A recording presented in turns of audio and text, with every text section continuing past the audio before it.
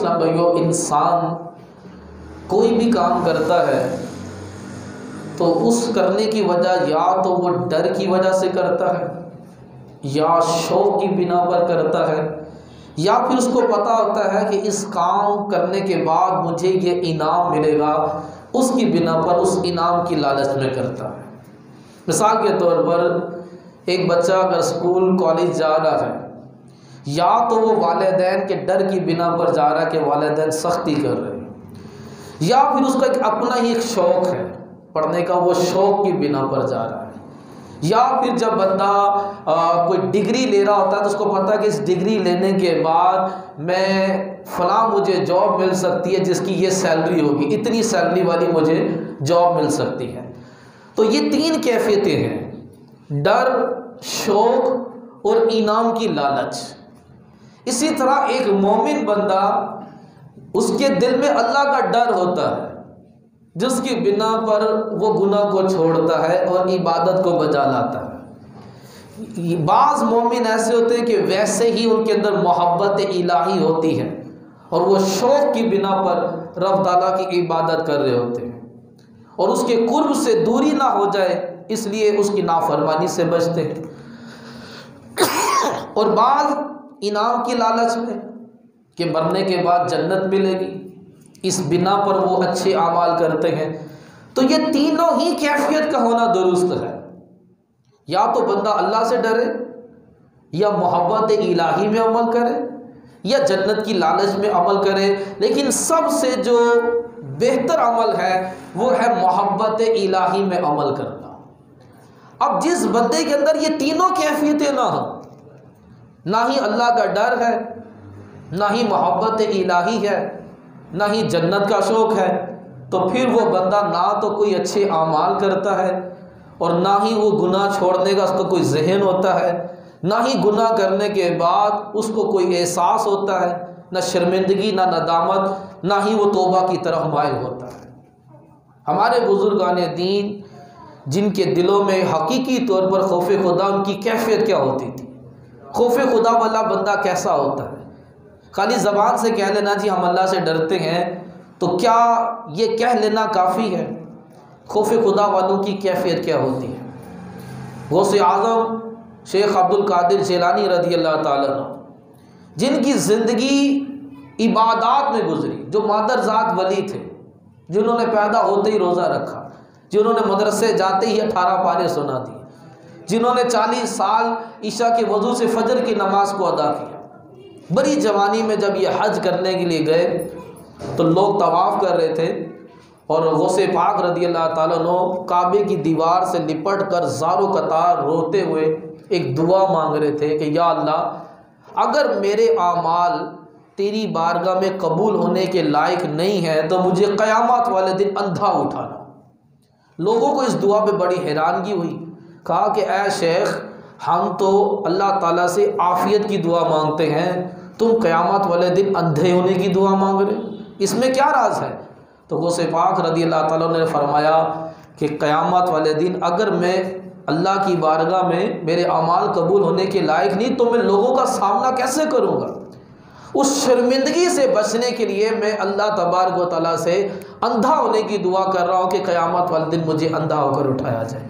कि अल्लाह की बारगाह में खड़े होने का खौफ, इस कदर इबादात और बजा लाने के बावजूद उन्हें क़यामत वाले दिन अल्लाह की बारगाह में जो हाजिर होना है उसका खौफ उन्हें खाया जा रहा है। और वो दिन बड़ा ही नाजुक दिन होगा जब बंदा अल्लाह की बारगाह में खड़ा होगा।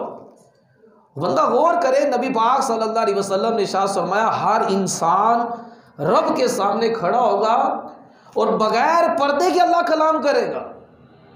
अल्लाह कलाम करेगा, बंदे ने जवाब देना होगा, कोई तर्जमान भी नहीं होगा कि कोई दूसरा बंदा तर्जमा कर दे, तर्जमान भी नहीं होगा।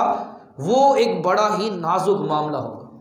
अल्लाह तबारक व तआला ने कुरान पाक के अंदर इरशाद फरमाया, जब गुनाहगार को उसके बाएं हाथ में नामा माल दिया जाएगा, नेकों को उनके दाएं हाथ में नामा माल दिया जाएगा।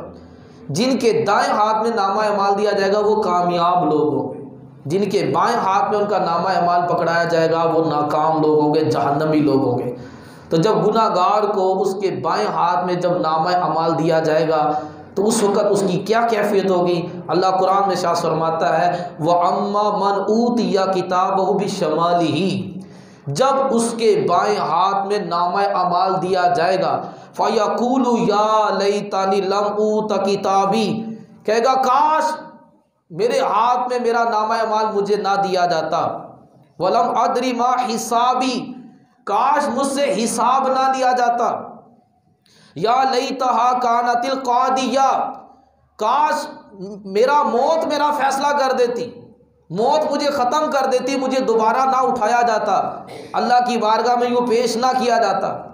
फिर कहेगा मा अगना अन्नी मालिया, हाय मेरे माल, मेरा माल जाता रहा, मेरा माल मेरे काम ना आया।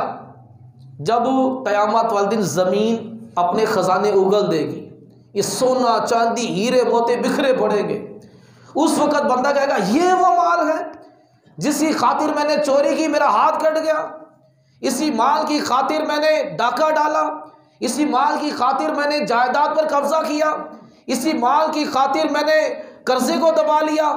वो सारा माल बिखरा पड़ा होगा, लेकिन कहा जाएगा मा अगना अन्नी मालिया, मेरा माल मेरे कुछ काम ना आया।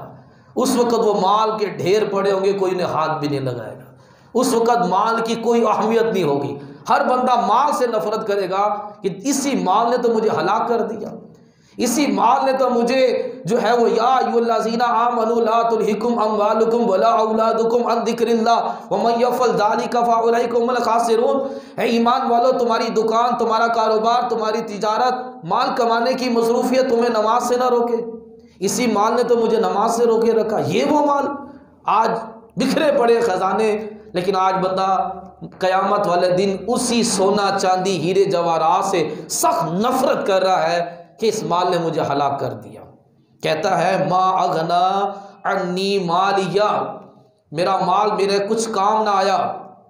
हालाका अन्नी सुल्तानिया, मेरा सारा जोर जाता रहा, आज मैं चौधरी हूँ, आज मैं MNA हूँ, आज मैं फलां हूँ, आज मैं ढिमकान हूँ। बड़ा ताकतवर बनता है, बड़ा बंदा अपना रोब दिखाता है, तो लेकिन क़यामत में कह रहा क्या, हालाका अन्नी सुल्तानिया, मेरा सारा जोर जाता रहा। कहाँ है आज जोर, आज कहाँ है तेरी चुतराहट, किधर है तेरी ताकत। आज बंदे को बिल्कुल ही घुटनों के बल गिरा कर रख दिया। फिर कहा हुक्म होता है खुज़ूहु फ़गुल्लू, कि इसको पकड़ो, सुम्मल जहीमा सुल्लू, और इसके गले में तोग डालकर उसको भड़कती आग में फेंक दिया जाता है। तो क़यामत वाले दिन हर बंदे को अल्लाह ताला की बारगाह में हाजिर होना होगा और अपनी सारी ज़िंदगी का हिसाब देना होगा, एक एक सांस का हिसाब देना होगा। नबी पाक सल्लल्लाहु ताला अलैहि वसल्लम ने इरशाद फरमाया, बंदा कदम भी नहीं हटा सकेगा जब तक 4 सवालों के जवाब ना दे ले।